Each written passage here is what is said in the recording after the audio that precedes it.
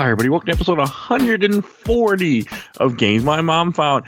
I am Mike Albertin, who's rescuing souls from the dead with me tonight. This is Vincent Goodwin of Some of My Friends Read Comics, and that was a game. Yes, it is. And before we go too far, I do want to give a shout out. We have a Patreon right now, and it's for little as $1. You can vote in our Patreon poll this month, which is all about horror movies. So we got Nightmare on Elm Street, 1984, The Witch, 2015, Reanimator, 1985, or Poltergeist, 1982. You get to choose what movie we're going to review this coming up next month. So as little as $1, you can vote in our Patreon. Link is in the show notes.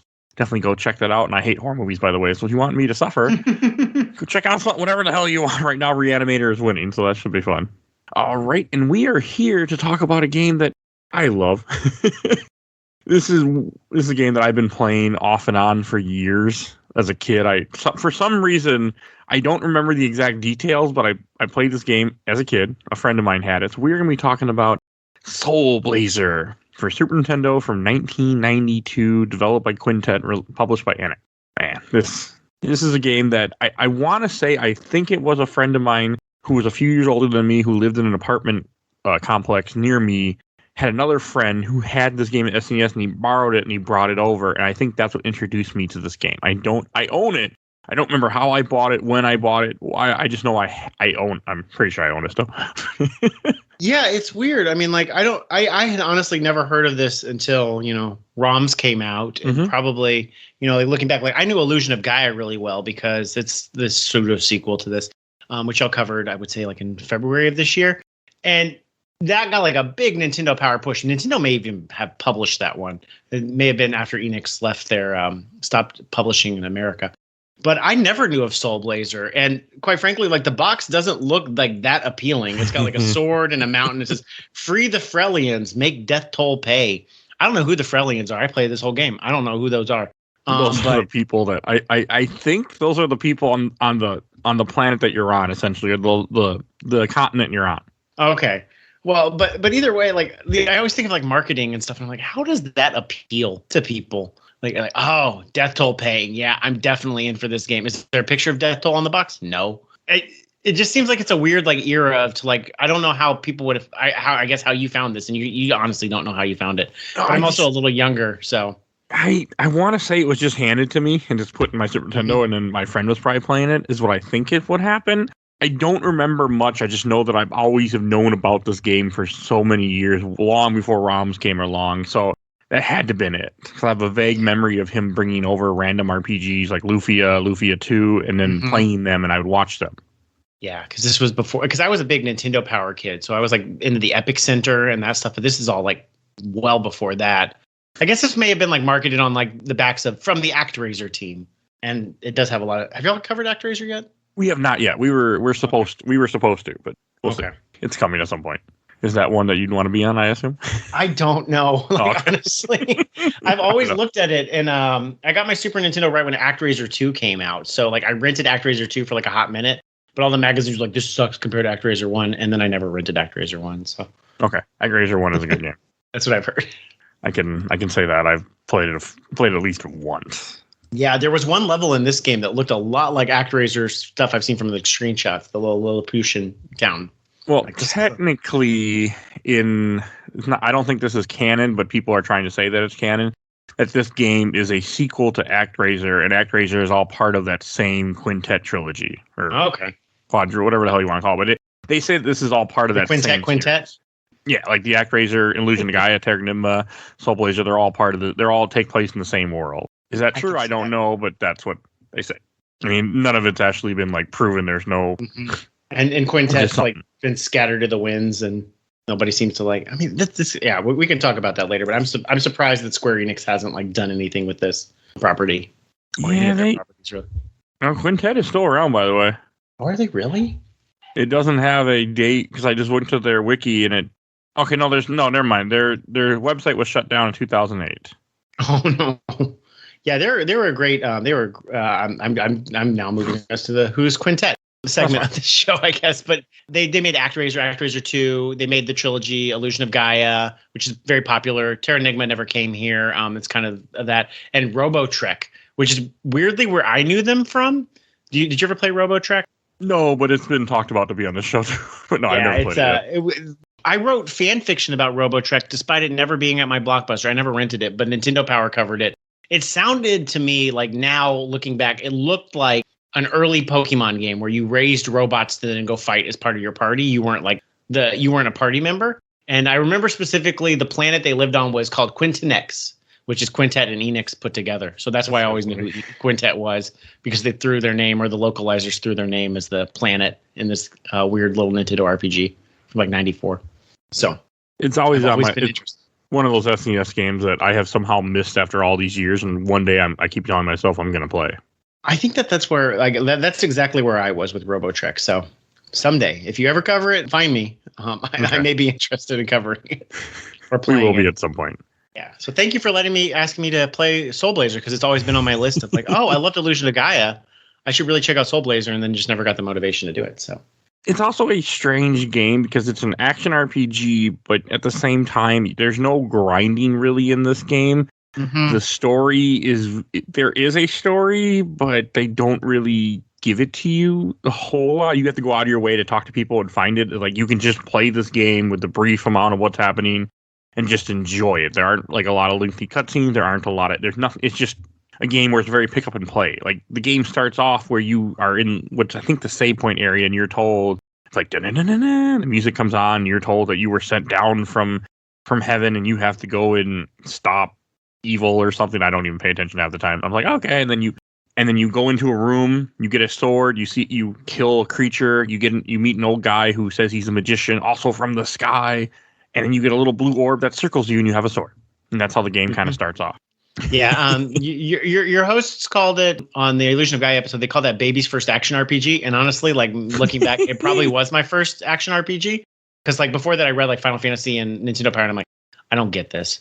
Like, this is overwhelming. But Illusion of Gaia was like my hook that got into that kind of stuff, and this is even more like baby's first action RPG. It's, I mean, it's a step up from Gauntlet, like, obviously.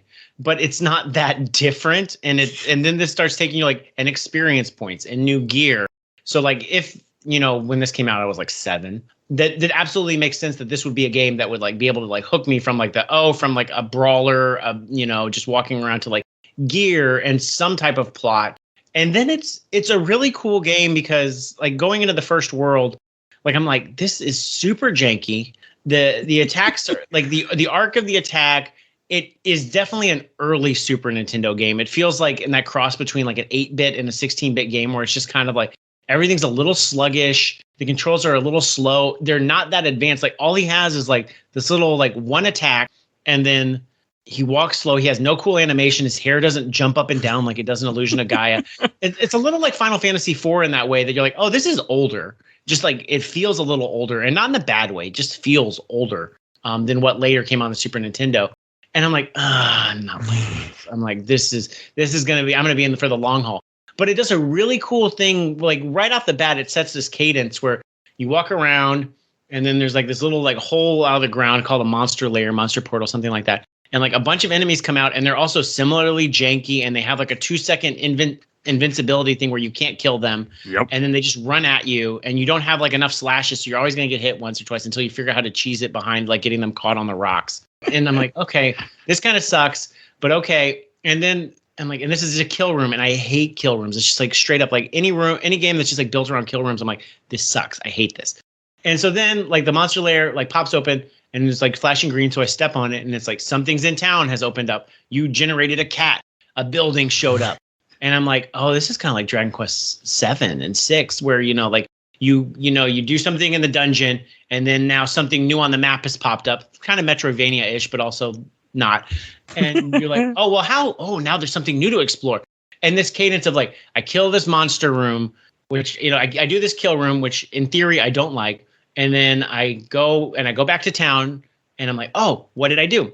Which then creates this kind of like, but it's this weird loop. And there's this quote from Knives Out where it's like, it don't make no damn sense. It compels me though. And it's this strange, stupid cadence of like, I do this kill room. Let's go see what I did. And almost like how I do Dragon Quest 1, or I do like a rogue game where I get as far as I can and then I walk back to town to save. I go get as far as I can, I'll walk back to town. And so as this game went on, I would be going down and like killing everything in all these monster layers, and then like, oh, I'm about to die. And then I would walk back to town and then go see like everything I'd done. Like, oh, there's a new dog to talk to. Oh, there's, some new merchant in town, blah, blah, blah, blah, blah. And it was very compelling. It's a very good like arc of a gameplay loop, and I'm really surprised because like everything on paper, I would not like this game, and then I'm like really compelled to keep playing. It's really fascinating. That's what always has stuck with me. Like I love games like this where you go and you defeat monsters and you unlock things in a town. Like when the game first starts and you get to your first town, it's called Greenwood. I think is it Greenwood?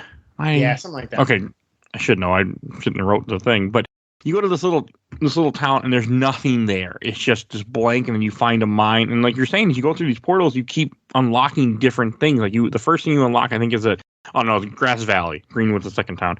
And the first thing you get is a tulip. I'm like, what the fuck is a tulip doing here? But that's just what you did it. I'm like, I'm gonna go talk to it though. I'm gonna go talk to that flower. I used to. Now I don't talk to anybody because I know exactly who I need to talk to. But that's because I played this game. I actually beat this game earlier in February just for the hell of it. Even though I knew it was on the show, I just wanted to play it again. I didn't want to wait till August. I'm used to the bullshit of Dragon Quest VII for 3DS, where it seemed like you had to talk to everybody to trigger a flag. And if you didn't talk to literally everybody in the room, sometimes in a specific order, it wouldn't trigger the next like story beat. And this game does do some of those things like, oh, I forgot to talk to the treasure chest. So I can't. It's not as much. It's not as random, or it's not as complicated as that. It's very particular thing or people you need to talk to progress the game.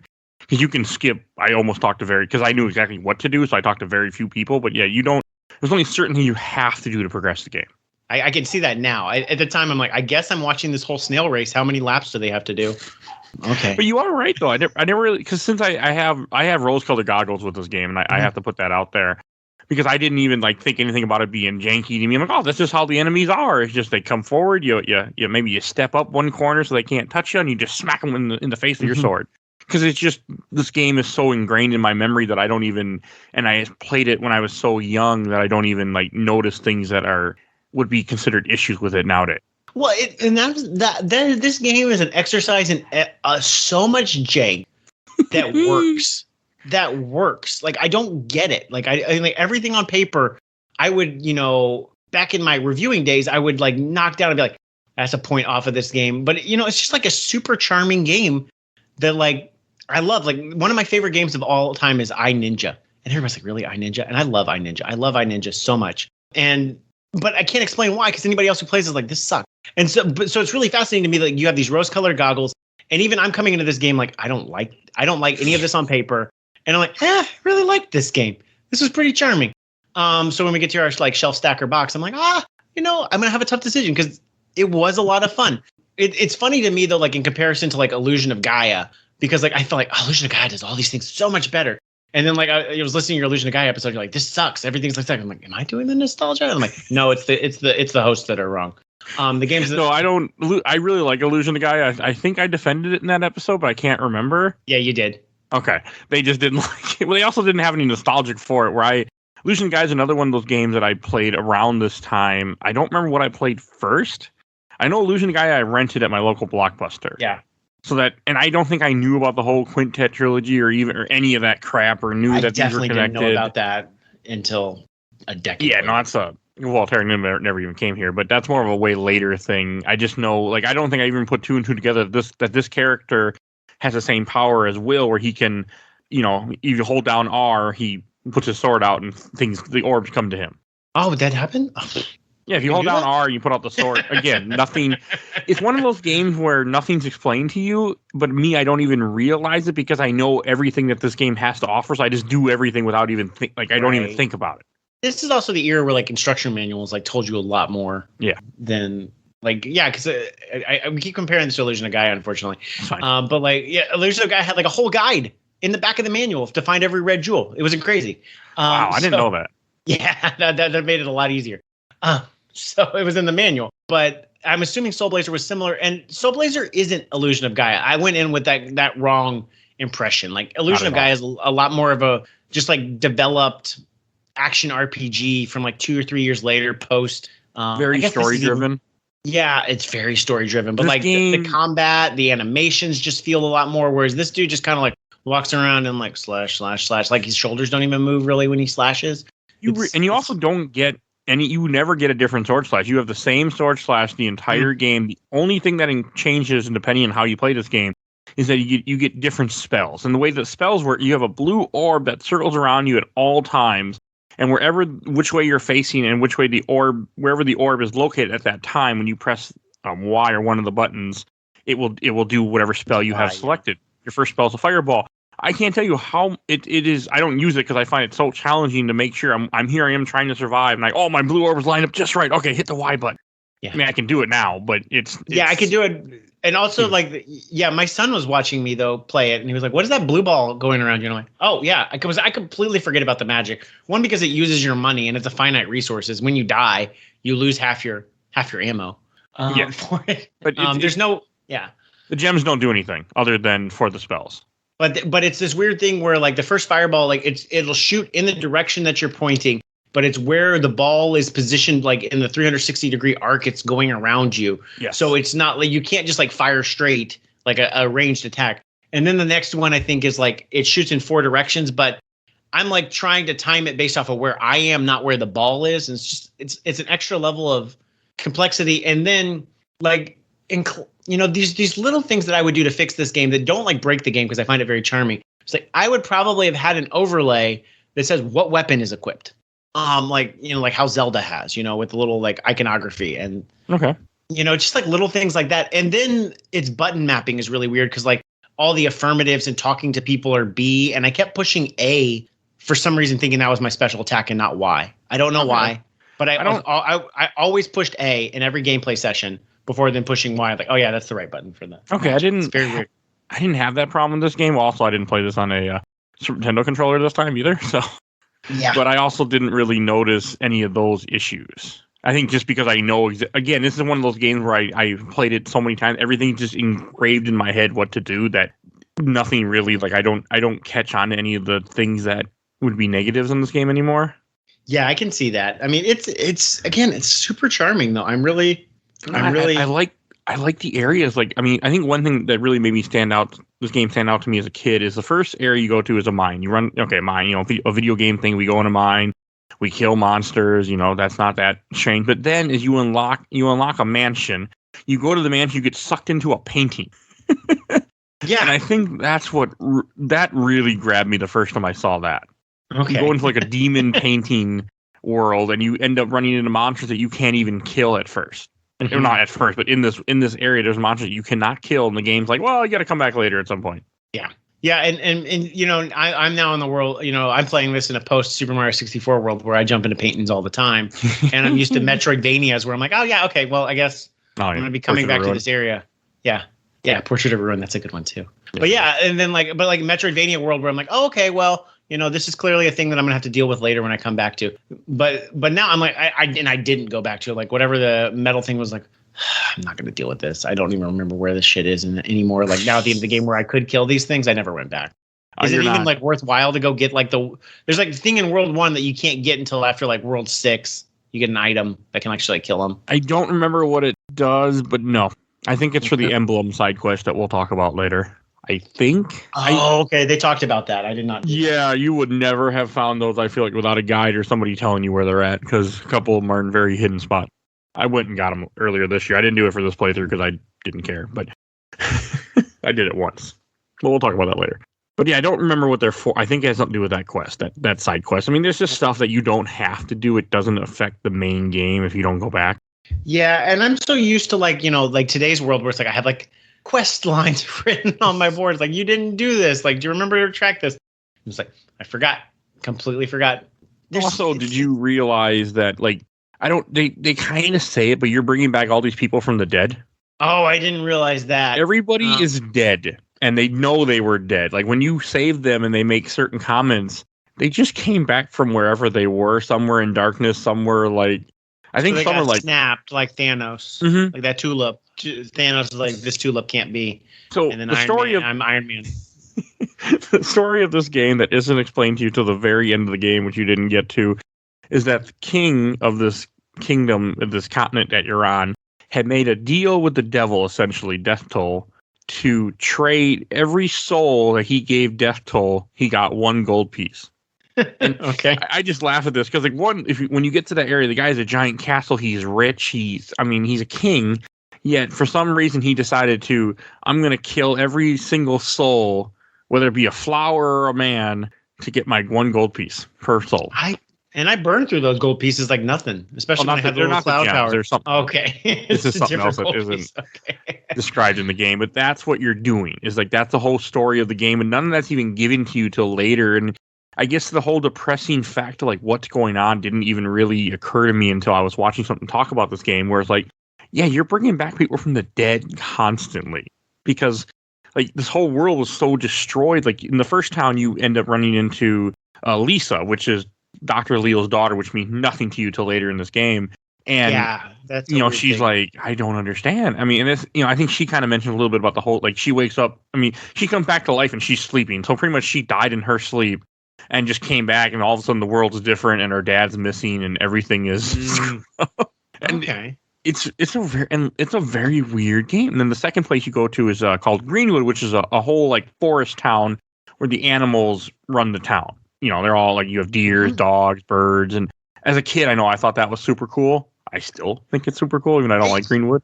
I think it's really cool. Like it's cool from a 1992 perspective, but even now, like its story is not save the princess, go kill the bad guy, go kill X bad guy. Like there's plot elements that are like, okay, well, there's this weird thing that's going on about that. It's not, it's this town that's been destroyed. That's much different, and the world's been destroyed, and you're repairing in a weird way. It's not saving the princess. And then it's got this like Dragon Quest cadence where you roll into a different town, solve all its problems, and then you roll into a different town that's got something else completely going on. So like the first town is like, just like a city. And then the second one's like Animal Town, which there's Dragon Quest towns that are just like save the animal town, and all the chickens are running the inn and the goats are running the merchant shop. Like that's all like, and so I'm like, okay, this is Dragon Quest cadence. I'm into board. I'm going to go solve this little problem. It's a mini RPG. Each world, it's going to take me an hour and a half, 2 hours to solve this problem. I'm going to get fully everybody's story. I'm going to find this dog Turbo. I'm going to get his bones. I'm going to get his leaf. I'm going to help these moles out. It's a good time, which then really threw me because the first town is like, we're going to hop in this Dr. Leo's painting. I'm like, I don't know who Dr. Leo is, but he's a painter. I got his paintbrush in my inventory. Sure. And so then by the time you get to World 6 and you're like, Dr. Leo did blah, blah, blah, blah, blah. And like how these flashbacks, I'm like, I was not expecting these stories to string together like that. Mm-hmm. But now everything is about Dr. Leo. Like the dog Turbo that you have to rescue in the second world is his dog, Lisa, his daughter. The third world, the dolphin was his friend. Like he's the connector of everything that's going on with this. And also, you kind of find out, like in the first world, the final person you rescue is a mayor who has this brown stone in his pocket, and you start seeing it's the people in power of these different towns that he gave these stones to for some reason, or they had these stones, which the stones all together open up the world of darkness to where DeathToll is, to where the guy made the deal with the devil. Again, this isn't exactly explained in this game very easily. It comes way later. It's weird because the story, the game is not story heavy at the front and becomes very story heavy as you move on. Yes, the game is very basic at first. Just go do this, go kill things. Like the whole second world, you're running through a swamp and you go in 3 different temples, like a like a water temple, a fire temple, a light temple. Sounds familiar. And you're just going in there you kill things. I mean, I also love the enemy. I love the enemy differences in each world. They don't tend to reuse the sprites a whole lot in this game. They give you different monsters in each world that you're at. I like that too. Yeah, I think like the beginning of my gameplay, my game session, I'm like, this is very basic. And I mean, to be fair, it is Baby's first action RPG. I'm like, it's just kill rooms, like the cadence of that. But then the enemies started getting more complex or more interesting as it went on. I'm like, this game is holding back way too many cards at the front, and then gets more interesting as it goes on. Oh, you didn't even see some of the stuff in Maker's Castle that I like Maker's Castle a lot, but I don't. Yeah, we'll talk about that later when we get there. But Yeah, but it's very interesting to me for like a game. Like I'm used to games like kind of like crapping out near the end. Like, you know, they got a lot of good ideas. They front load it because they want that. And then they're not expecting people to finish it. So they don't. Yeah, I think I heard somewhere from a game developer, like I think it's like 60 or 70% of people won't finish your game. So you put God, I might actually heard it from Daniel when I was interviewed him, where he talked about how, you know, you front load games on purpose. So yeah, exactly. Because like Shovel Knight is like, we made that first level like super tight and super awesome. And like even Mario games, like Bowser's Castle is not interesting to me, like in Mario World, or like the whole like, I mean, it's challenging in Mario 1, but it's just like death rooms and boss gauntlets. Like that's the end of it. And like this game is getting more interesting as it goes on. The graphics are getting better. Like I don't know, maybe it could have been one of those games where they made it like chronologically because it looks better as it goes on. Like their art gets better. You know, by the Mermaid World, I'm like, oh, this is interesting looking.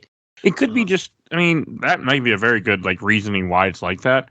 Also, I mean, I felt like maybe just as things are progressing, the other worlds are more interesting. Like the first two worlds are more boring. Like even the swamp, like the town. I mean, there's one dark thing I want to mention real quick. Like at one point, you have to go and find the gravestone of Turbo the dog in order to get leaves from his gravesite so you can go on a raft.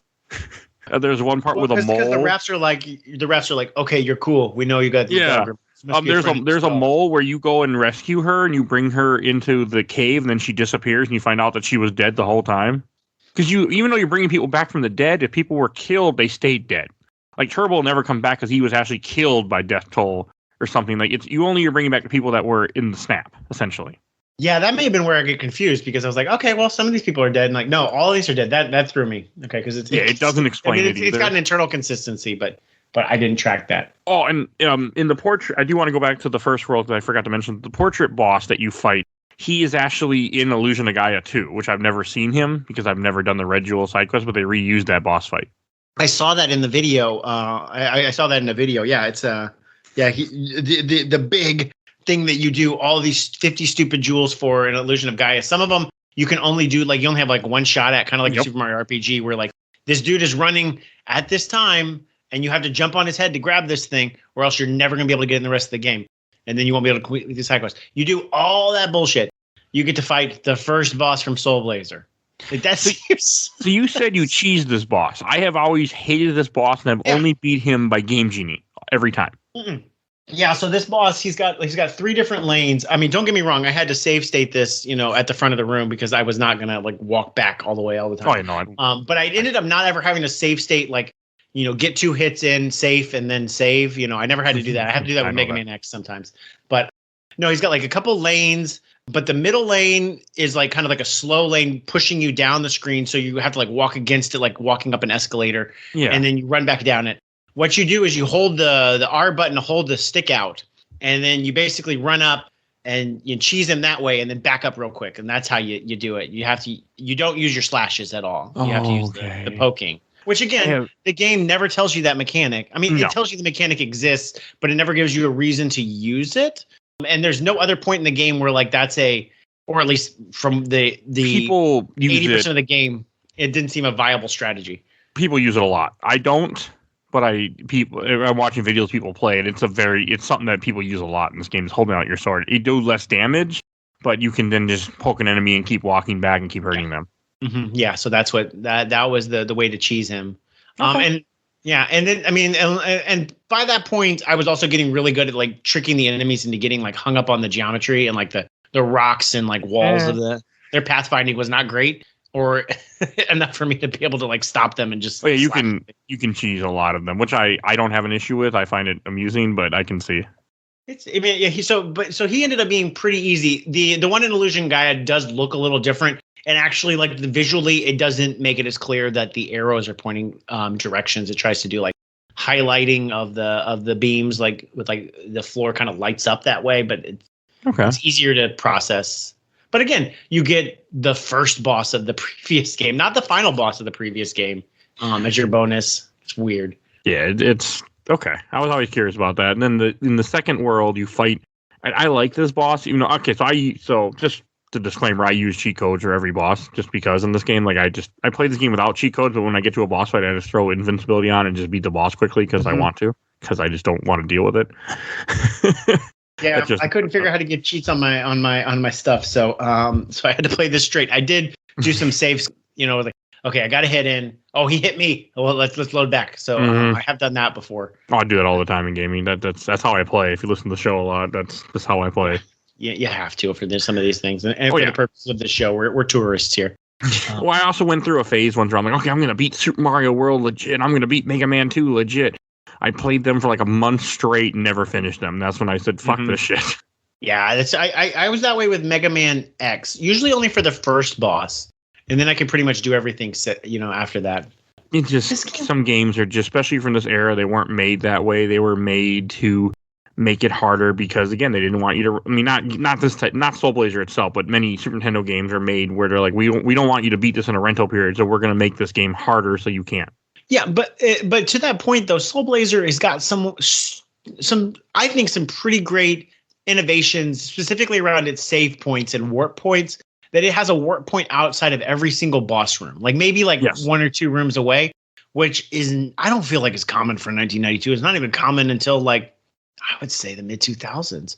Yeah, you're probably right. I didn't really think about that, but yeah, I mean, and it also gives you like a mid warp point too, usually in every world too, midway through. Like, okay, you probably need a break now. You're closer to town. You don't have to walk as far. Like the game is very nice like that. And Illusion of Gaia. Every monster room you kill, those monsters do not come back ever. So it's real good to be like, have I been here? Yes, everything is dead. I'm not lost. And then walking back to town is pretty easy because you're not going to be like, oh shit, like I'm about to die. I got to walk back to town. That's easy. If you hit start, it'll show you how many monster layers are still remaining whenever you pause the game. And also, this game is full of blue jewels that you'll end up items that you'll get or things that you'll unlock as you do these portals that will send you back to town also. But the last thing I want to say about the second world before we go on is the second world, the boss is like 3 lion statues that look like that circle around and shoot different elements at you. I like that fight, actually. I think it's a kind of a cool fight. And this, even though I had cheat codes on this time, I was able to cheese it. Like I was just able to find a way to stand where you just don't get hit by them. Yeah. Yeah, they were pretty. I killed them, I think, on my second try through them. They were pretty easy. Yeah, they were fun. Yeah, it reminded me of that's a weird word. It reminded me of Super Mario Land 2's 3 Little Pigs fight. It's like, I'm going to fight each one of these individually. I at first thought like maybe I got to pick which one I wanted to fight, but it seems to be a specific order you have to fight.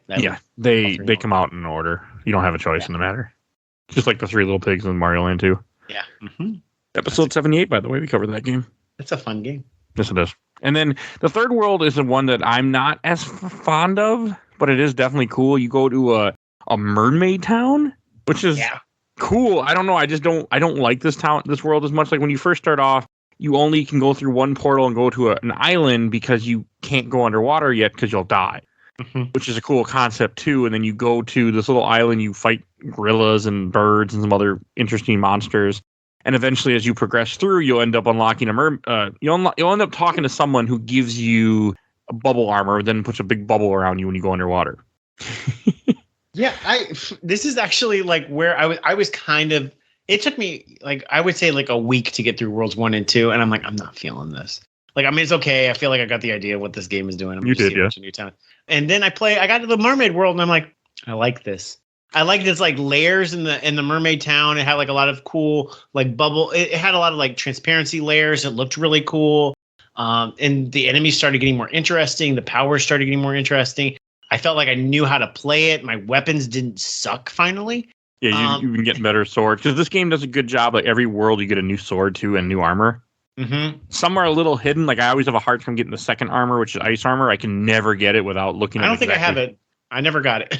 Yeah, it's in that chest in the open world map. That in the second world, you'll see it in a chest behind a tree, and you have to do something special to get it. And I always forget what to do or how to get it.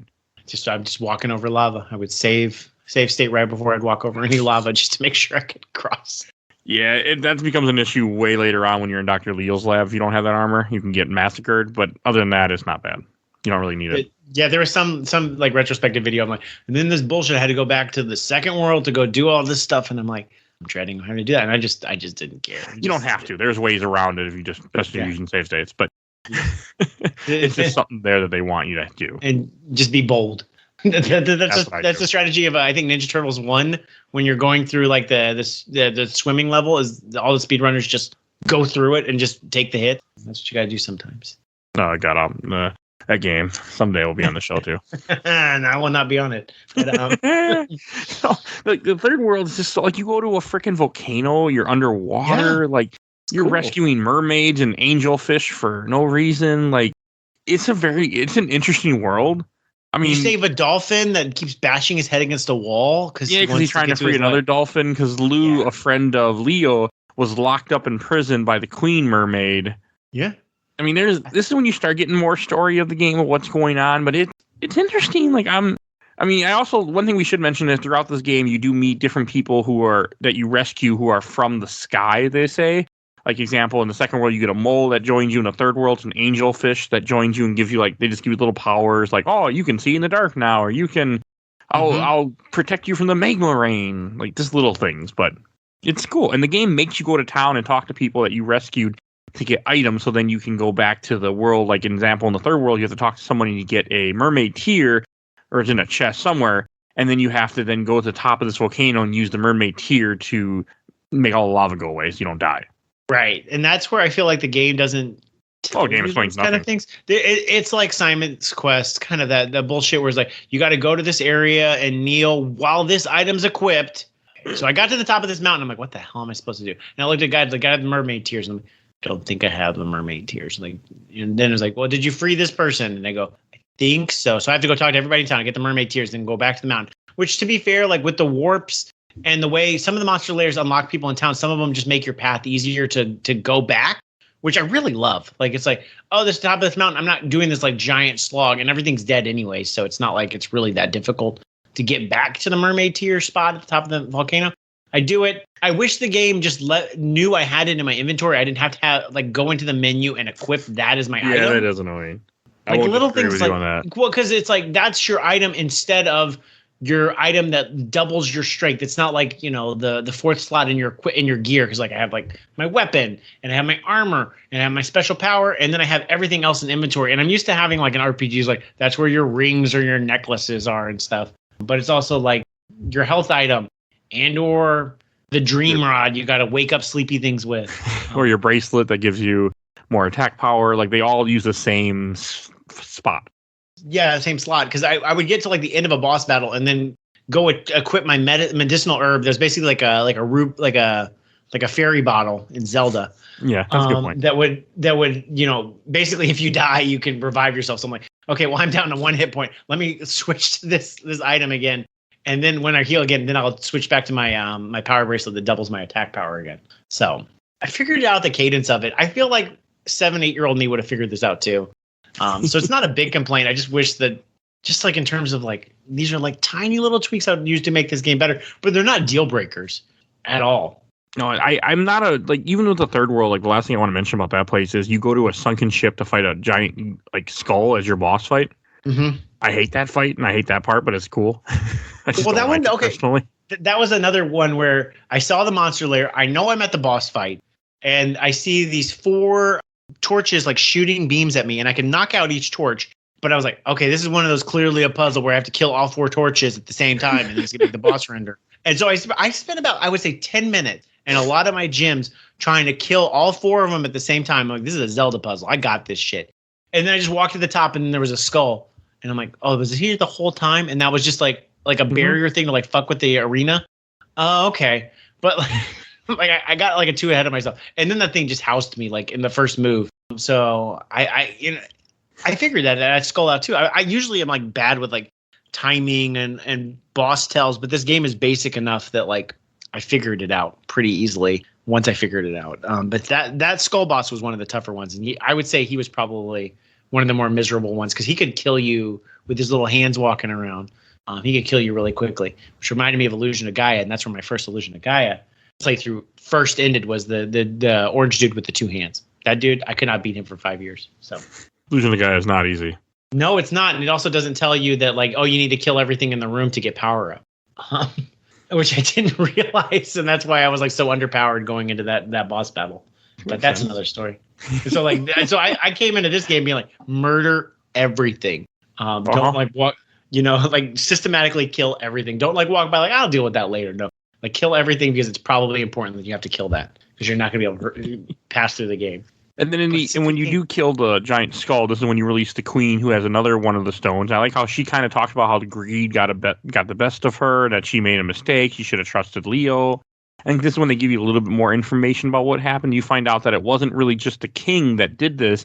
All these different powers that be of these different towns are like, yeah, sure, we'll sell our own people too. Yeah. Like they all fell into the greed of what DeathToll was doing, which I think is also kind of cool. Again, it's only there if you know you're looking for it. Like they don't. I mean, again, the story is very hit and miss. Like they keep a lot. You don't have to absorb any of it if you don't want to, because the game doesn't. You have to go out of your way to get most of it. You get sentences, but you won't get a lot of it. Yeah.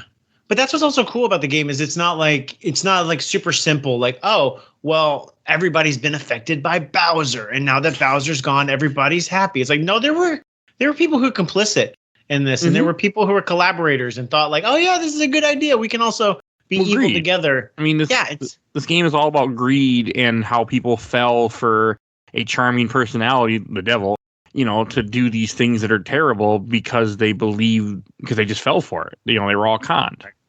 So I like that too. This game is very nuanced. I mean, the story it's trying to tell is nuanced and different for video games of 1992. That are marketed to 8-year-olds. So were you shocked at the fourth world when you end up on an ice mountain with little dwarves that you're saving that only if you talk to them they only live like a year, I think. Oh, that was this is like Dragon Quest, but this is where it's like, oh, weird people, small sci story town. There was one that got me, and I did not write it down, but it was like one like, oh, it's like emotionally sad. Like this guy went up, and he was a kid, and now he's an old man. It seemed like just a lot of old people just yelling at each other and being like, I wish I had married somebody else because now I'm old with this person. But if you talk to them, if I remember correctly, they only live a year. Right. Like they have these, so they make a comment. They're like, life is so short, we don't waste it for us. Like and they're talking about you as like a human, or like they think you're human or whatever they are. They're like, you're going to live, a human might live 100 years, but we only live a year, so we make the best of every moment. It's very cool.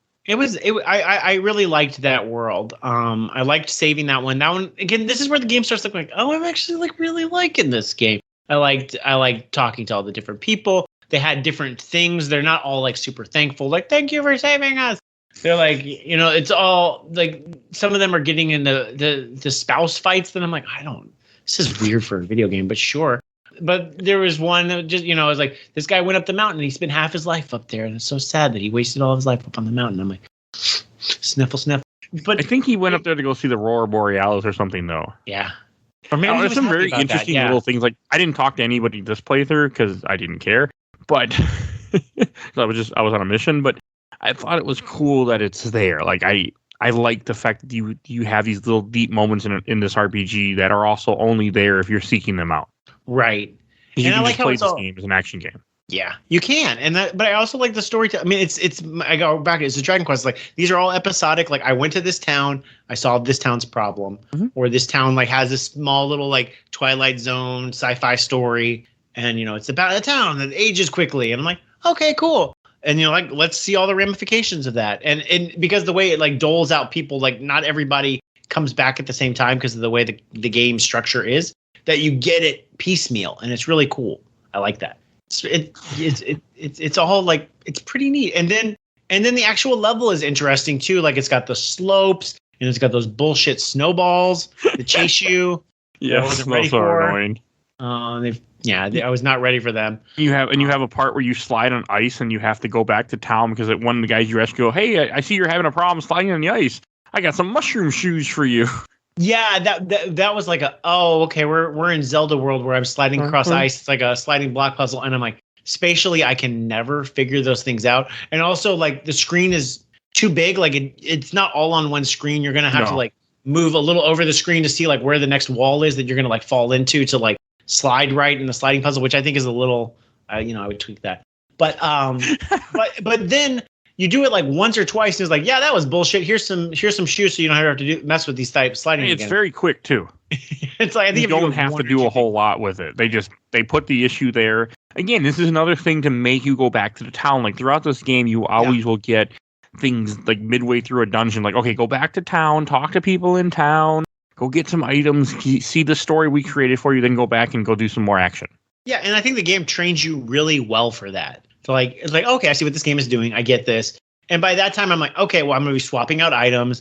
There's a sleeping person in every town. It's like, okay, you're going to take off your shoes so you can go wake up the sleeping person and go get something from them. And I'm like, okay, got it. So by this point, like the game, I feel like, all right, I know what this game wants from me, and I know how to play this game, and I'm liking it. I like that world a lot. By this point, I was much more in the game than the first two. I think the first two was like, I'd call it like the Shire pastoral stuff before like interesting stuff happened.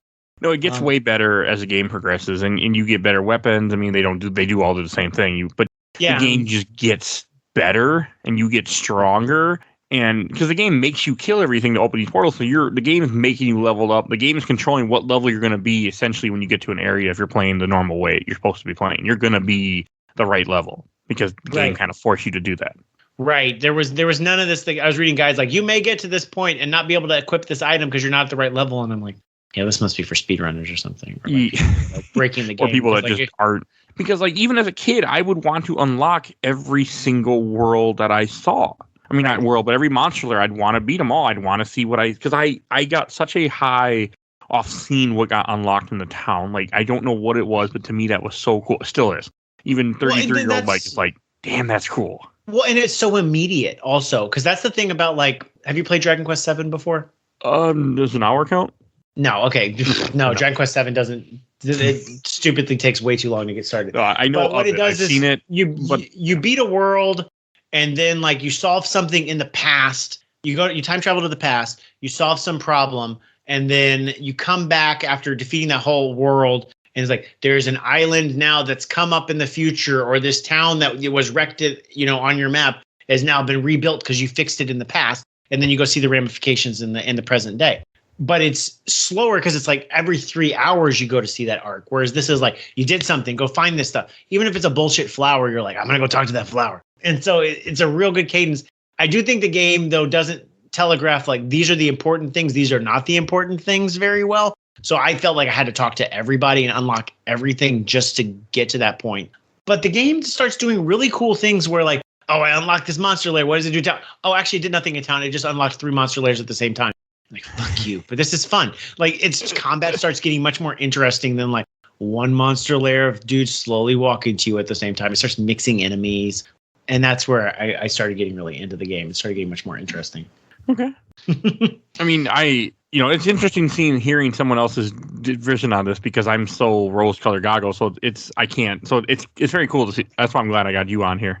Yeah. Give you somebody else's perspective on this game. I also have noticed a lot of people don't know this game. You're not. No, I mean, conclusions wise, like this is a ripe game, I think, for re-release. It should all be owned by Square. I don't understand why it's not like just out. I think Square also has this issue where they don't re-release things if people aren't at the company anymore. Like I think that the people who made Final Fantasy IV are still with the company. So like, hey, are you cool with us re-releasing this? Whereas the people who made that game, I think like 6, not as many people who made 6 are there. They don't say like, would you be okay if we re-release this? I'm like, like that kind of. They don't want to step on anybody's toes and like bring back stuff if they're like embarrassed by it. 6 is good, but like 6 should be in constant rotation. It should have gotten 3 bullshit sequels the way that like Final Fantasy IV did. Yeah, I was gonna say Final Fantasy After Years, but I forget about that. Even though I bought that the day it came out. But right, exactly. Oh, another thing that confused me with the mountain world. At one point, you finish climbing the mountain, you have to go back to the town and go through another dungeon. There's a stairway that opens up in the town that leads to a second part of the dungeon, and that took me. I had to look up a guide and go, oh yeah, because I could not figure it out. I'm like, where the hell am I supposed to go? And there it was, right in front of my face. Yeah, that's where it starts breaking the rules of the game, and the next world does that, and Magrid Castle does that more so. Like, there's different entry points to the dungeon. It's not all like from the main town where you can't even do combat. Yeah, it starts. There's like different entry points to different dungeons. And by Magrid Castle, like, oh, I've already done this one, but I got to go to this tower to go do something else. And that started throwing me a bit. Oh, I like Magrid Castle. But the last thing we should say about the mountain before we move on is in the mountain, the boss fight is a giant, like, Poseidon-looking thingy. Not in the water world, weirdly. No, that's a skull. And you fight him, and I never liked him, but when you beat him, you end up releasing the king of this town. And when you find out that the king had locked up people, and you're like, nobody's actually bad here, but he locked up Gnome, which was a snail, which was a friend of Dr. Leo, because he was trying to tell him, hey, don't do this. And again, it gives you, and he even talks about the remorse he has for his decision of doing what he did, which is killing his whole people for gold pieces. So again, they don't say that, but he does talk about his remorse and how greed got the best of him, and he's sorry for what he did. Like they talk, and then you get another stone, and then you lead to Dr. Leo's laboratory, which is I think is a part that really, you go to a giant mansion in the middle of a desert. And I love Dr. Leo's laboratory. Like it is, to me, it is a really cool area. Like you get to this giant mansion, and I think there's nothing there. But the first thing I want to say you rescue is a cat. You rescue a cat or a door. Okay, maybe it's a door. But yeah, I thought that was just so cool. And like you can't even hurt some of the enemies right away. Like you have to find particular enemies that you can kill because some are metal and you don't have the sword right away that can hurt them, so you're useless. That's when I texted you. I'm like, Mike, my game is ended now. I'm done. Like these things are housing me. Well, because they also like slid towards you, so I was expecting they were those types of enemies, that like slide across the screen horizontally or vertically at you, whatever direction you are. So I'm like, oh well, I got to loop around and then I'll get the meat of them from behind because I'm used to playing these kind of things in like Zelda and shit. And I couldn't do it. I was like, I can't get the timing right. This game is too janky. I'm not gonna be able to do this. And I beat my head against that for like about, I would say, 30 minutes trying to get on the other side of these dudes. And I don't even think you like encouraged me. I think, or no, I did. I just said it's cool. You didn't get the text message to be like, dude, there's like a weapon. Like literally, if you go right instead of going left, and you'll get the weapon that'll help kill you guys on the left. I'm like, oh, okay. Well, but the game is like interesting. Is this the factory where you can see like the entire second floor, like in the background layer underneath it? You see all these pipes and everything, and it's perfect. It like it has like the lava parts and the pipes like perfectly like below in the background layer. Oh, and this is when you're just like releasing things in his house, and this guy had so many freaking cats in his house too. And you get mice, and you get dolls, and doors, and chests, and the mice. It starts getting more complex in the town. Like the mice are like, you need to get rid of this cat, so then I could do something. I'm like, I know I talked to this goat earlier in the game that had goat food, so I bet there's some cat food or something that I'm gonna have to equip. There's catnip. You get catnip, and you have to go. And I didn't do it because it gives you a spell I don't care about. But that's what you're. That one's cool. Is that the gold cloud one? That one I ended up. No, it's little mines. Oh yeah, I used that. I tried using that, and then I was like, this is too much stuff going on. So I didn't end up using that. But yeah, the layer is really cool. And then like you see this like little map you unlock this like little map of a town that Dr. Leo made. And I'm like, okay, well that's cool. Like, well, let's go talk to this map. Because you're not, I'm saying talk to, but you push you look at things, you read about it. I mean, some of the things is like, there's actually like treasure chests and a chest of drawers that talk to you and they dance. And one of them, I can't get over, said like, oh, my back hurts because I sit too much. So I should probably do some exercising. And then this chest of drawers just started dancing and exercising, doing some jazzercise. So weird. And it's clearly not it's not a localizer choice because clearly the animations were there. So somebody in Japan came up with that too. It's not the localizer is getting punchy. Somebody's sitting at his desk all day for 12 hours a day working on this game. And then you talk to the map and like you get sucked in the map. And then you're in this little Lilliputian town where all the enemies are like super tiny, like we're like a pixel or two tall. And I love it. I'm like, oh, okay, hello game. Like now we're starting. I was excited about this. When I was a kid and I first saw this, I want to say my eyes lit up when I was like, what the? And I still, to this day, every time I get to that section, I light up when I start it every single time. I don't care that I know it's coming. I don't care that I know exactly. Like I will never not love that part.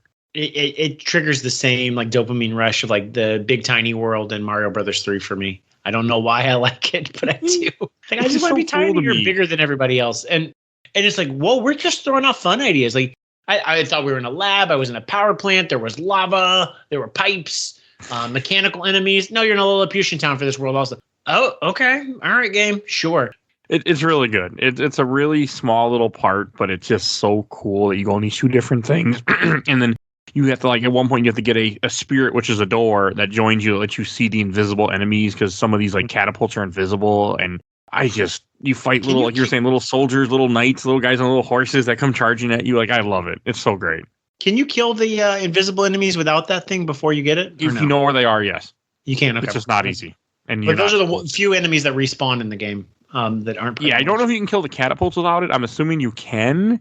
I've never tried because I just go and get the spirit anyway. But I want to say you probably can because if you know where they are, you probably be fine. I bet speedrunners just kill them because they know where they're at. Mm-hmm. I love it. I mean, I think it's another thing that makes this game so charming is this area. I mean, it's just so cool. I mean, I don't really like just unlocking cats and unlocking a talking chest of drawers that jumps up and down, like stuff like that. It's just, and as you go through this, you unlock like stairs. You unlock the rest of the mansion too. Like you have to get to the attic or you get to, I mean, not attic. You get to another basement area you didn't get to before, which is what leads to the boss of Dr. Leo's laboratory, where you fight a giant robot, which I don't care for, but it's still so cool. It's such a creative thing to me. Like I never would have thought I'd be running around in a mansion, releasing cats and stuff like that. Never, and it's all kind of sad. Like he lives completely alone. There's no people in this mansion, just him and a bunch of animals that talk. Yeah, and I feel like the game like really like hides itself in this way because like you look at Soulblazer, I'm expecting this like pastoral medieval town game, fantasy swords and sandals, kind of stuff, medieval times, and then it starts pulling in all this like fun, like weird tech stuff. Like this is just a legit mansion. And then the next two worlds are even like beyond that, which I guess Final Fantasy does, but I wasn't familiar with Final Fantasy at that time. So it's super like fun. Like the kind of mixing of fantasy and magic or in technology. And after you finish the mansion and you beat the big robot, you unlock a doll that gives you the last stone and then talks about how you have to go to Maygood Castle to save Dr. Leo. The thing that I always find interesting about that, like Dr. Leo's dead, guys. Like he lost. DeathToll won. Like, but he's still there because he wasn't killed beforehand. He was just thrown into the blip. He was snapped. So I thought that was, and then you get to Maygood Castle, which I'm a big fan of this world too. I think this is the one that you stopped at because of a stupid puzzle, which we'll talk about. Yeah. And so you get to a castle, you get to this town, this giant castle. There's nothing there but one stairwell that leads into a dungeon. You start going through the dungeon, you rescue a few soldiers, and you start seeing like the streets come back and the world come back. And so why don't you talk about what you got stuck on, and I'll talk about what to do. So I went through the dungeon. I started getting late last night. I'm like, I'm liking this. And then I got to this thing, and I was in this room, and there's like, I was talking to this dude, and he's like, he's standing on a card, and I'm like, okay. But you can't get it. And I'm like, okay, well, that's fine. I'm sure I had to get a cat or some catnip again and like lure this human dude. I'm sure something like that. And then I talked to the dude at the top and he's like, I wish I had in the same room. And I'm like, I wish I had a harp string so I could do this. I'm like, okay, well, it's probably something like that. Very basic adventure puzzle. I'm like, this guy's probably going to play music. And then I'll do that. So I go and I look around. I talk to everybody in town because I literally killed every monster lair that I could access and I couldn't get to the left tower, which is in the top left of the city map. And this guy's like, the guard's like, you can't get over here because blah, blah, blah, blah, blah. You need a card. And I'm like, well, that dude's standing on a card. Okay, so it's got to do something with this. But I've killed everything, so there's nothing to unlock in the dungeon because I've killed every monster lair. There's nothing new to unlock in this town, so it has to be in this town somewhere. And I'm going to go talk to everybody. The towns are a little too big, so I can't fully see. And it's also a 16-bit game that's like heavily maze-based. So it's designed to make you like walk around and get lost a little. Like that's the point of the game. You can play a lot of 16-bit RPGs. So I talked to this dude on the bottom right of the map, and he's like, mentioned something about a harp string, and I'm like, well, you have the harp string, bro, but he's not giving it to me. And I keep checking my inventory. I'm like, where the hell is this harp string? And then I'm like, you know what? I've seen a lot of this game. I've seen the rest in like playthroughs of like where else this is going, and we could talk about that because it is super cool looking. But I'm like, I'm done here. Like, I don't know what to do. I don't know how to get this platinum card. And quite frankly, like, I don't want to play anymore. I think also the fact that like Maygood Castle, like took a step back from the technology and went to like more back to fantasy that like, I liked it going fantasy or going magical wise. And the final world is like all spacey and stuff. And it looks really awesome. So I was like, I want to get to that. That's interesting. And I'm kind of like bummed out by Maygood Castle being like, here's a castle with rocks and stuff. And I'm like, yeah, it's normal. But it was really cool. I mean, up until that point, it was really cool. Like there was flashback sequences of Dr. Leo, but then that puzzle just kind of ended my run and I couldn't figure it out. And unfortunately, the guide I saw, it's like, get the platinum card. I'm like, well, fuck you, guide. I can't. So when I was a kid, we got stuck at the same puzzle too. And I don't know how the hell we figured it out. I mean, I think we just stopped playing the game for a while. Then one day somehow we did it. I don't remember the details, but it's engraved in my head where it is. So the guy will talk about, oh, his friend had this harp string, but they were taken to prison. You have to go in the prison, the dungeon that you've been at, and you have to go down to an area where you see a skeleton and press A. It doesn't tell you it. It doesn't show you a blinking light. It does nothing to give you the idea that this is what you need to do, but you have to go do that. And some of the skeletons come to life, and you kill them. Yes. But this is a different skeleton. This particular one doesn't, and you have to go and tap on it. If you press A in the right pixel or the right square, you will then pick up the heartstring to go back to that guy. Give him the harp string. He'll play the song. The guard will move, and you get the card to unlock to go into the next part of the dungeon that you have to go to.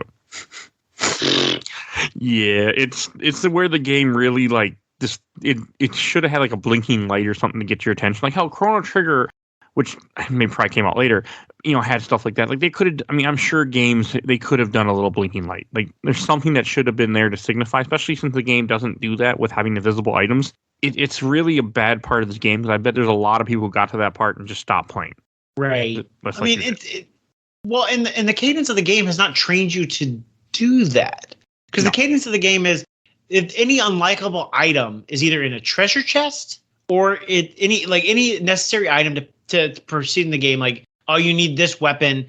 You need this type of armor to walk over the lava. You need this kind of stone to, the mermaid's tears or something. You're going to find that either in the town, talking to people, or it's in a treasure chest in the dungeons. The game has not. I think you told me like there's other invisible items, other places, which I never saw, but the game doesn't train you to do that.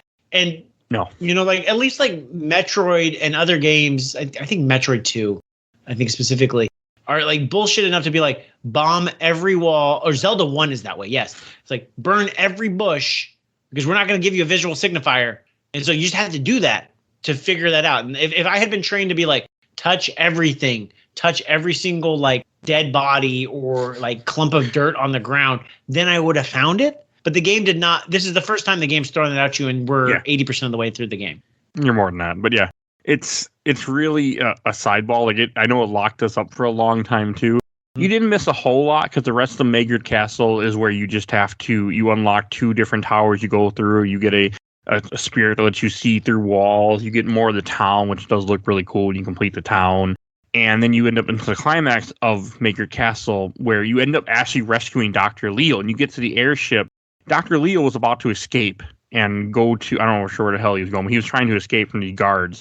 And I guess there were other guards that were about to kill him. So at the time when you rescue everybody, he's trying to escape and you talk to him, you also unlock the Queen, and the Queen brings guards and kills him and throws a bunch of spears, and you have a Boromir moment from Lord of the Rings where this guy takes like 3 spears to the chest before he dies and disappears. That's so weird. And that's where they throw in like story? Is at the end? Yeah, and then they bring Lisa because Doctor was like, I won't help you. And they're like, well, we got Lisa, so if you don't help us, we'll kill her. And I'm just like, what the? Like, this game just got dark. So he's like, okay, Lisa, stand back. He's like, I'll go with you. And then they leave Lisa alone. He walks up to him and he blows himself up. Oh my and kills them and kills the Queen and kills all the guards. And you just see Lisa just crying next to his dead body, which should be burnt, but it's not. Dead body. And you have to go on the airship and fight a really annoying boss on an airship that keeps moving.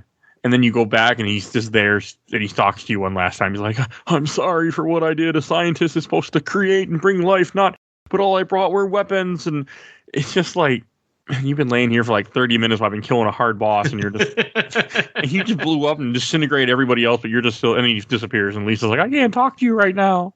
It's really like weird how dark this game gets so quickly.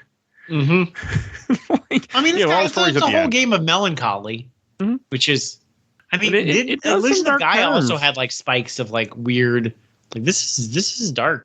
And then it's after you do this, then when you finally because you get all the stones then.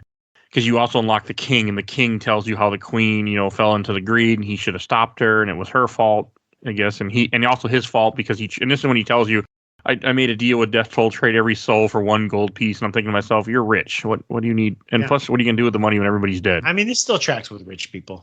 Yes, it does. But it was just like if you kill everyone, what are you gonna do with the money? Like, what does the money matter anymore if everybody's gone? There's no merchants in this entire game. There's nothing to buy. No. There's no store to buy any items from in the entire game. What are you going to do with that money? And this is when you do this, you unlock the stone thing. So this game has a fuck you moment coming up here shortly that I'm going to explain to you. So then you go to DeathToll's space world. You go to this little space world. It's not very long. You fight some demons. You it fight looks some cool though. It does look cool. You fight some stuff that looks like Behemoth, from Final Fantasy to these purple monsters. That's all I can think of. And then you get to where DeathToll is, but DeathToll's not there. You don't have access to his world yet. You can't fight the final boss, and the game tells you, well, you need the power of the Phoenix to do it. Wait, you don't have the Phoenix. You have to go and get 3 items called the Red Hot Mirror, the Red Hot Ball, and the Red Hot Stick in order to summon the Phoenix in order to get to the final area. Okay. Which the Gnome King told you about. Okay, and was there an opportunity for me to get these 3? I'm assuming they're in the earlier worlds. Yes. Was there an opportunity for me to get any of these beforehand? Before we got to this mode? Okay. One is in the World of Evil. You get it in a chest there. The mirror, you have to take the spirit sword you got from Magrid's Castle, go back to World 2, destroy those fire spirits you saw, and one of them will unlock a bird that you have to walk behind the bird, grab him, and then he'll give you the item, because he's holding on to his item for some reason. And then the Red Hot Stick, you have to go back to the mermaid world, and one of the islands you had metal gorillas that you couldn't kill in the volcano. You have to kill them, and then you unlock someone that gives you the Red Hot Stick. Okay. So this sounds like Wind Waker. Like, it doesn't sound that difficult. It's not that bad. When Wind Waker was like, you got to find these 6 items, and that's where my Wind Waker run first ended. It was like, you have to go find these 6 items across the map, and then go get the map and translate them, and then do this. And I said, "Fuck you, game. I'm not playing this anymore." And like, I literally stopped. I'm like, even though it wasn't that much more deal in Wind Waker, it doesn't sound like it's much more deal. It's like, you want me to do what? No, this is rude and unfair, and I'm not playing your game anymore. Like, that would be enough for me to be like, I'm done. And if I hadn't ended on that left hour, that's where my run would have ended, Mike. I'm like, I'm not doing this. It's not that bad. Like, I mean, I knew where they all were, of course, when I played this game, but I want to say the first time we played this, it threw us for a loop, too. Well, because there's metal things you can't kill. There's one monster layer you can't kill in the first world also, which I was planning on. Like, I was like, I'm going to come back and get that at some point. Is what I was There's also but that's not one of the things that unlocks these? No, it unlocks, if I remember correctly, unlocks something for the emblem. Okay. So in this game, so all the spells that you do cost magic. They cost gems that you get throughout killing things. Every enemy drops gems. If you die, you drop all your gems. That's all that happens to you as a punishment. So, but you need gems for the final boss fight, because the final boss fight, when you every strike you do shoots out a phoenix. That is how you kill him, and that phoenix always takes 2 gems every hit. You do get gems in the battle, so it's not like a big deal. Just put that out there. We'll talk about that shortly. But so there are 8 emblems in this game that you have to find, and I'm going to read you where some of them are. Like the first emblem A. Once you have the Xantu sword, the sword you got that destroys metal monsters, you have to go back to Leo's painting, destroy all those enemies, and then you have to search the ground above the ivy you resurrected in the southeastern part of town. You just have to go and click A on the dirt. Okay. Again, never would have found it. Emblem B is in a chest in the castle. Emblem C, you have to talk to a squirrel on the 2nd floor in Greenwood, so you might have found that just by talking to somebody. Emblem D, you have to you get a pearl, and you have to go back to the place. You get a pearl, you give it to a dolphin who's sleeping or something like that, and then you see switch. And to do that, you would have had to have that pearl equipped in one of your slots when you talk to said sleeping dolphin. Mm-hmm. Yeah, I'm not gonna put that together. And here's another emblem E. Talk to a snail for the emblem in the mountain town. Another one, you have to go inside a sleeping mushroom's dream, open a new path, go back to where you saw that path, then go get it. And then here's a fun one. In emblem G, you have to go to Leo's laboratory, enter a room, and push the dresser to the left, and then press A in the empty spot. You've never pushed anything in your life in this game. Not in this game at all. And then in Magrid Castle, this one you would never find. I only found, this is another bitch one. You have to go after you built the castle. So after you finished the world, you have to cross a bridge and walk on a piece of grass next to the door, and that's how you find an emblem just sitting there. So y'all made the 50 gems sound bad in Illusion of Gaia, but this is ridiculous. Mm-hmm. I mean, it's not bad when you know where they are, but I feel like if I wasn't aware or using a guide, that this would have been a bitch to find. Yeah. And then you get a bell that makes it that all your spells don't cost any gems, which doesn't really matter, because if you're good at this game at this point, which you probably are, you don't really even need gems anyway. Well, I mean, we're also undoing all of our deaths by save stating. Even if you didn't, you get so many gems in the final dungeon that it won't really matter. Yeah. And in the final boss fight, so the final boss fight has 2 forms. First form is a cloak guy. You just hit him a bunch of time with a phoenix. Then you get the final form, which is the one I want to talk about. Did you see a video what he looks like? I did not. I think DeathToll is supposed to be Dark Gaia, though, right? It's just a different translation. Yeah. So it's a giant like demon that has. So he's a giant demon. You only have part of the screen to run around, and he shoots lasers at you that will then like ricochet and kind of bounce around like omega beams and try to hit you. And you can only hurt him when he's about to shoot fireballs at you. So these blue things will come up in the screen. You defeat the blue things, these blue spikes that give you gems, and then once you defeat all of them, he opens his mouth and shoots fireball at you. But every boss in this game has a health bar. Every enemy has a health bar. DeathToll does not have a health bar. So you have no idea how close you're getting until he just dies. Okay. Okay. I don't like that. Which is stupid to me because like this game, the whole game is always let you see, hey, you're doing good. Hey, you're getting close. The end is like, nope, you don't get to see that. You just because it's not doing things like flashing red or anything like that.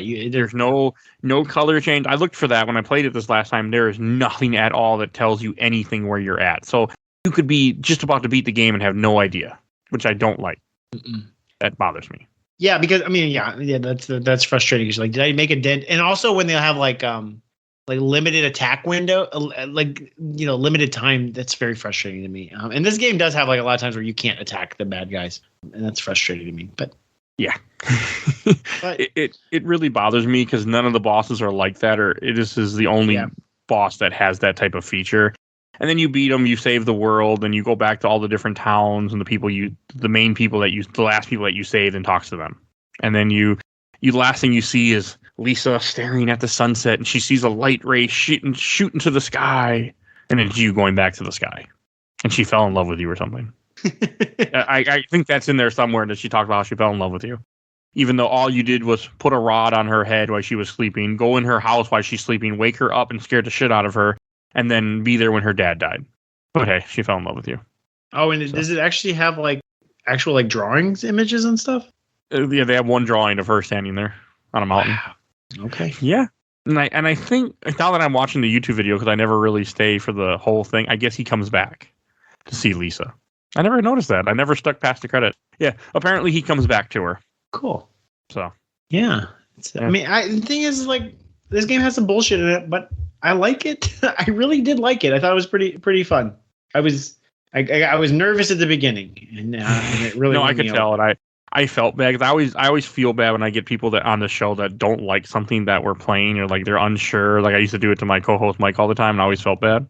Well, yeah, I mean, this is my actual, like, I think first time I've ever talked about a video game on a podcast, and I think I have a video game like YouTube series, but that was a game that was a light plug, but at the same time, like, you get into games and you're like, this is kind of bullshit, but it's interesting, and this game is interesting, but it really won me over, like, as it went on, which I'm not used to. Usually games like start off really strong, you get the idea, you get the cadence, and then they kind of just peter out. They get a little repetitive. And this game doesn't really get repetitive. It keeps like layering on new things at a steady clip. I wish some of the worlds were a little smaller or broken out, especially like World 2 is just really long with like the multiple shrines. Like, I would break that up a little. And then, because there was another one that was like, the laboratory. You have all the laboratory stuff and the Lilliputian stuff in one. That could have been two different worlds thematically, but what are you going to do?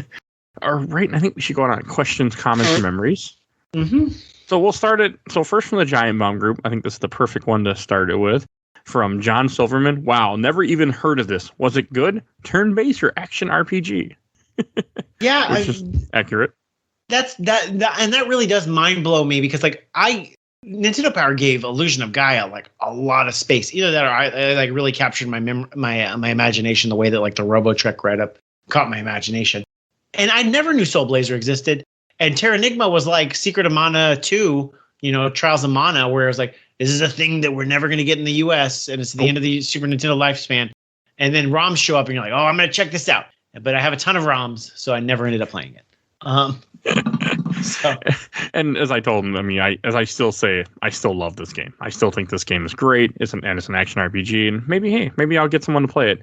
And next one from Simon Headland. Played the shit out of this as a kid. Grossly underappreciated title. Agreed. From Austin Ackerman. Played it when it came out. It was a decent action RPG early in the SNES life cycle. Crazy to think about the days when NX was its own company. Mm-hmm. Yeah, that kind of is though sometimes. I mean, NX bought Square, despite Square having the name. So It was really Enix that is the one that survived after Final Fantasy Spirits Within tanked the company. Oh yeah, that is what killed it. I need to do an episode on that. I like that movie. It's 20 years old now, as of like a month or two ago. Maybe that won't happen. Okay, from RPG Lovers Worldwide Unite, from Carl Langley. Really good SNES RPG games for sure. Chrono Trigger's a standard, of course. Okay, that had nothing to do with this, but all right. From Corey Clay, definitely on my list of must-play SNES games. The whole trilogy, in fact. Illusion of Gaia and Terra Nymma. I have never played Terra Nymma yet. I haven't either. I can change that if you want to. I would like to at some point. I still don't understand, or I do understand. I do understand why. But when like Collection of Mana came out for the Switch, and it was Final Fantasy Adventure, the Game Boy one, basically, and then Secret of Mana, and then Secret of Mana 2, Trials of Mana. And it made that trilogy, and I'm like, you know what would be a really good thing was very similar gameplay. And we're also like the first game is kind of a little different, like Final Fantasy Adventure is a little like 8-bit janky. And Soulblazer fit well. Is like doing these things and then also be able to market it like a collection of Quintet or a collection of Gaia or whatever you want to call this. That trilogy, I think, would work really well and then you can market like you never got this in the U.S., so that's why we can charge $60 for it. Like, and it's already translated in English. It came out in Europe, it just didn't come out in the U.S. So I feel like that kind of cartridge would be perfect for Square to just dump on a ROM. I mean, they didn't do much with Collection of Mana or Collection of Saga. Probably because the people aren't there anymore. Gotta be. I mean, that's. It seems like, or you could just do the Quintet, where you put ActRaiser 1 and 2 on there, and then throw a RoboTrek on there as an extra. I would buy it. I mean, I clearly downloaded this ROM and played it, but I mean, it seems like an easy sell to be like Illusion of Gaia. Y'all probably remember that at least, and it's a fun action RPG. Then Soulblazer is a little more simplistic, but not the same, and lot of fun. Completely different too. And Terra, is it really? It's not just okay. It's like Secret of Mana, Secret of Evermore. Okay, I would love to play that at some point. I would love that. I think that would be an easy sell for RPG junkies. All right, so if you're listening, Square, that's what we want you to do. Okay, Square Enix, you're listening. I'm sure they're like, shit, we never thought of that. But games my mom found. All right, I have a few more. From Linza Cook, have never even heard of it. You're missing out.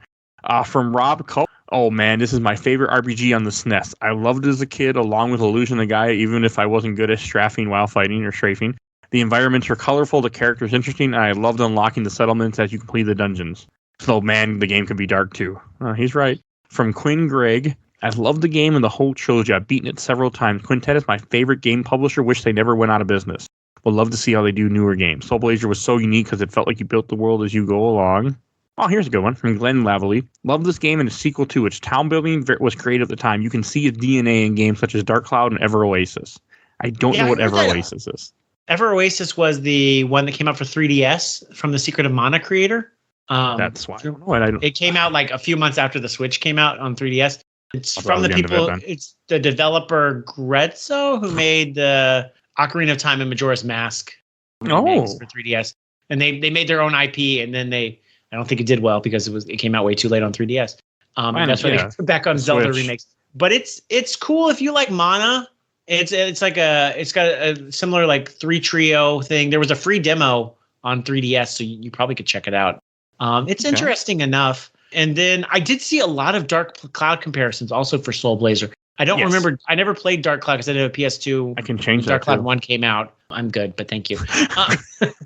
But I think it's similar, like rebuilding towns. I'm not sure, but a lot of people compare Dark Cloud as like a spiritual sequel to Soulblazer, even though it's obviously not the same people.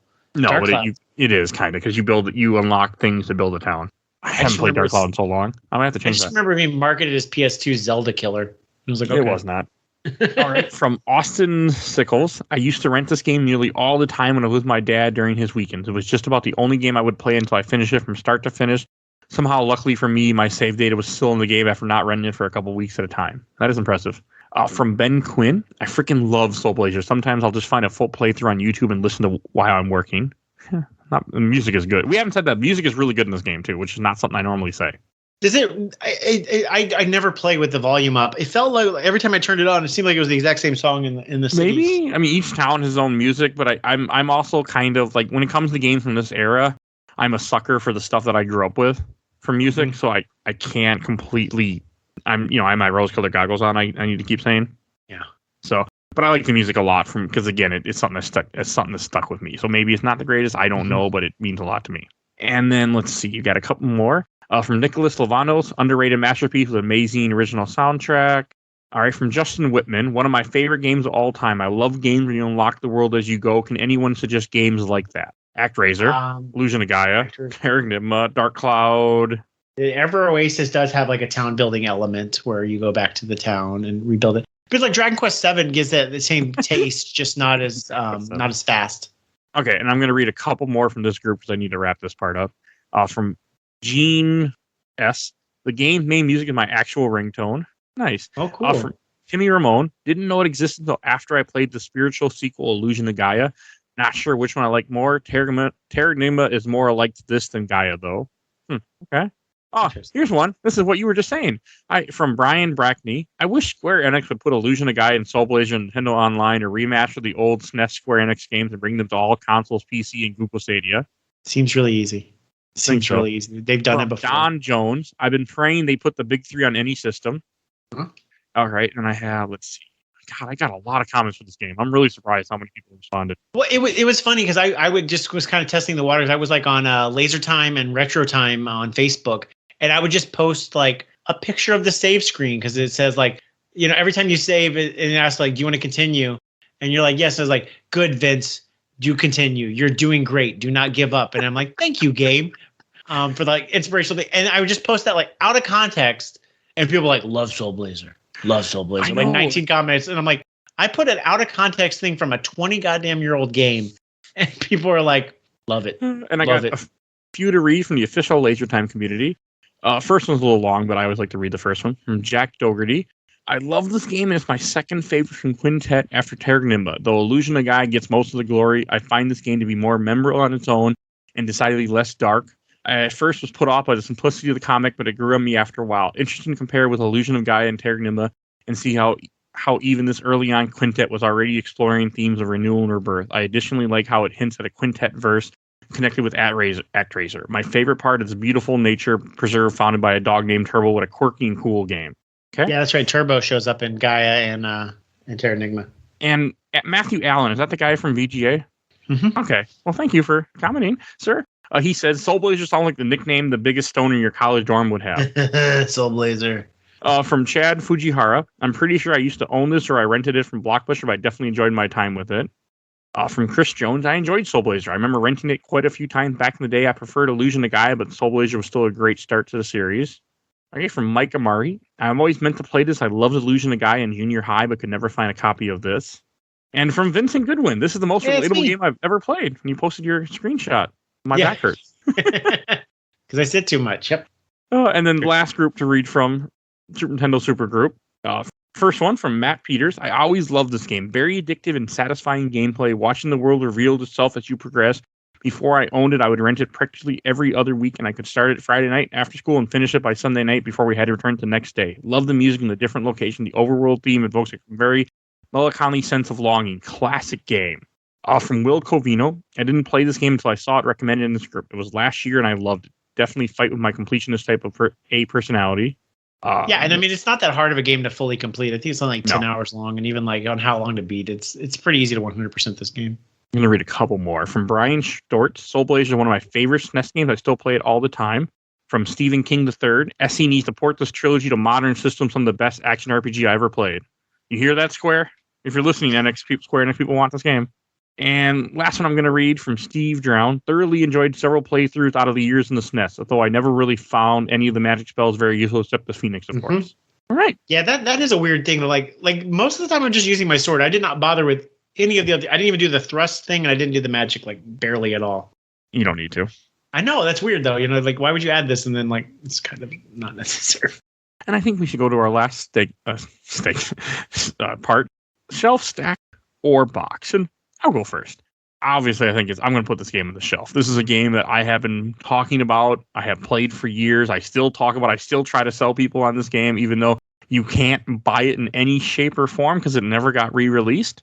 Yeah, that's shit. I don't even understand why this never got released on the Wii or the Wii U virtual shops or anything, but it does not exist in any form other than the SNES cartridge and lets you, as they say on SNES Drunk, play it any way you can. Yeah. This game's going to shelf. I love this game. I always am trying to convince people to try this game.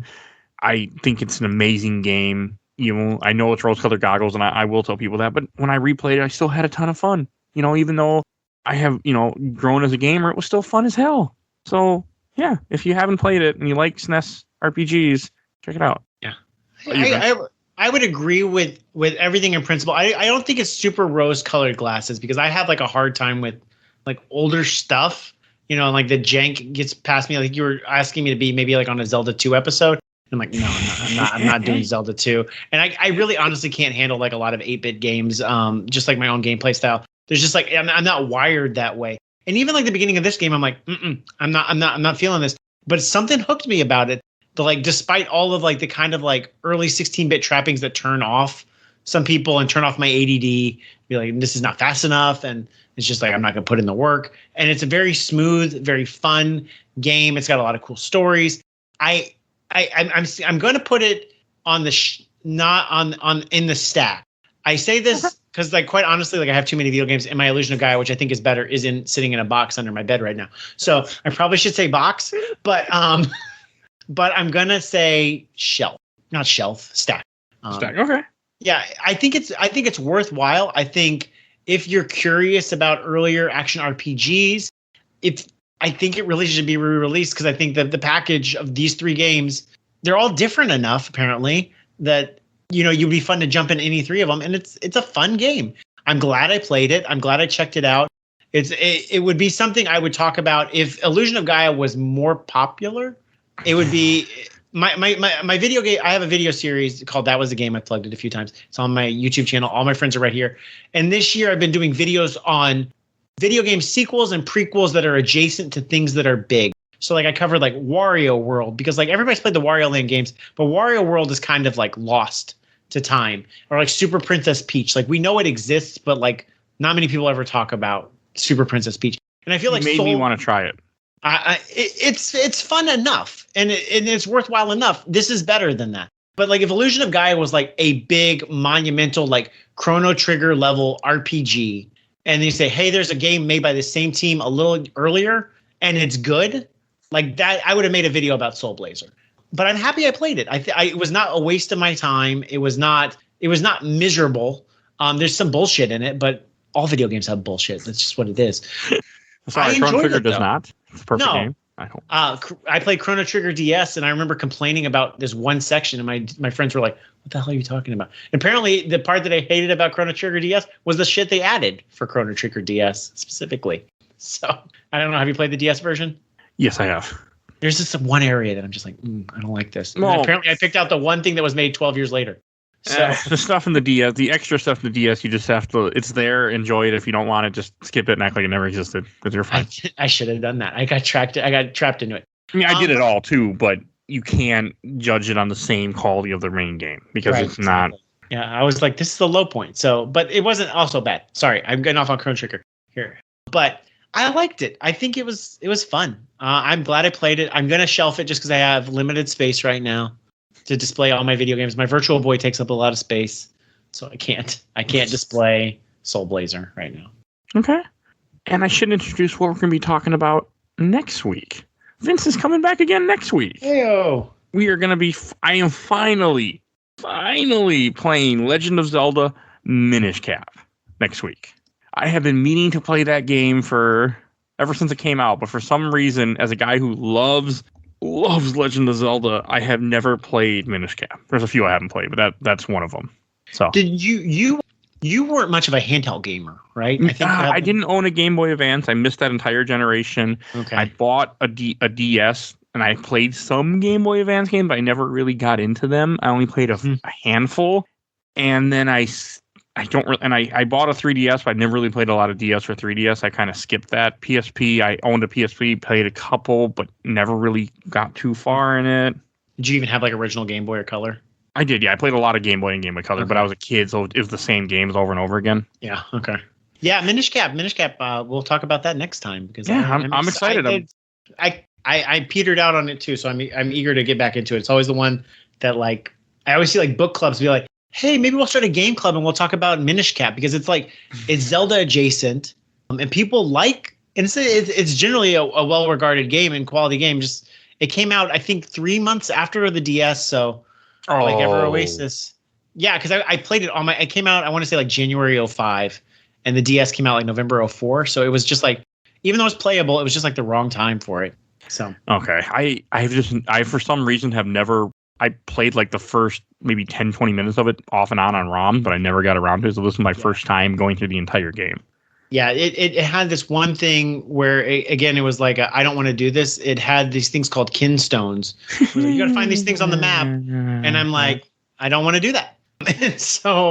And that was enough to end it for me. Now, the kinstones may be like, oh, it wasn't that bad of a deal. But like just the prospect of it, I'm like, I'm not dealing with that. It's so I bought not as bad as you think. I got my Nintendo Power Guide. I bought it for $8 last week. I'm going to hit it. I'm going to do it. I'm going to get all those kinstones. I'm going to talk to my hat. But we can talk about that next time. Next week. And Vince, where can people find you at? Oh, sure. So I've got a YouTube channel most relevant to this podcast called That Was a Game. It's on, basically we just look at games and we're like, yep, that certainly was a game. We cover, just like weird adjacent games. I'm just covered Super Luigi Brothers, which is the ROM hack made by Nintendo, where Luigi's inserted to Super Mario Brothers 1. You go right to left. It's really weird. But I basically just been covering games of that style. And then I also host a podcast, Some of My Friends Read Comics. It comes out every other. Mike, you've been on that. You covered the Super Metroid comic that appeared in Nintendo Power with us. So the pretext of the comic book podcast is there's a ton of comics out there, and we're reading the things that we should have read. So we actually don't have like a lot of nostalgia for it. Like people know about like the death of Gwen Stacy. Well, we finally let's read the issue of where Gwen Stacy died. We didn't ever do that. So those are the kind of things like, everybody knows comic history, but they don't necessarily read all of it. They just know like events. And so this is a podcast. We're 6 years in. We just covered Shang-Chi's first appearances. Yes, which I listened to. Yeah, that was actually pretty good, all things considered, for 1972. What do you know, Iron Fist? Yeah, I did diss Iron Fist in that episode. Yes, I know. I like the Iron Fist run from the 70s where the Claremont Byrne one. So does Ed Brubaker, who a smarter dude than me. Ed Brubaker created the Winter Soldier. Run. Yeah. We're looking at maybe covering the Matt Fraction run. Matt Fraction Brubaker. Hey, you cover Matt Fraction Hawkeye. We're covering Matt Fraction next. We're gonna do that whenever the show comes out. We've covered Pizza Dog before, but we're doing. So you know what I'm joking then about. Yeah, so. Yeah, we're doing Matt Fraction's Superman's pal Jimmy Olsen from a couple years ago that won the Eisner for Best Limited Series. We're doing that next week. Okay. So that'll be coming out like the 12th or whatever. And one of your co-hosts from that's right. We recorded an episode that you haven't heard yet because it's not out until October, but we're covering the second Sandman, so that's coming up if you're still listening. Cool. Yeah, that'll be fun. Chris is a really super knowledgeable dude about comics. He's been reading comics and comic history for decades. He knows a lot. I have not, but I'm trying to read more comics. And I think that, and before we wrap up the show, I do want to, as I said at the top of the show, you can go vote in our Patreon. For as little as $1, you can sign up for our Patreon, and you can vote and decide what horror movie I'm going to have to cover next month. Nightmare on Elm Street, Reanimator, Poltergeist, and I can't remember the other one all of a sudden. What did you say? And The Witch. Oh, The Witch, yeah. So you get to choose. Right now, Reanimator is winning, which I don't know. From everything I heard, I don't want to watch that, but I won't have a choice if people vote for it. So you can pay just $1 to make Mike's life miserable. Yeah, some people already or save Mike. You could also save Mike if you wanted to. I don't think that's going to happen. Yours. You're Jason Todd of your Patreon. The two other people that are joining me for either Reanimator or whatever wins both love horror movies. So I have two people that love horror movies and the one guy who hates them. So it'd be a very interesting concept, I think. That should be fun.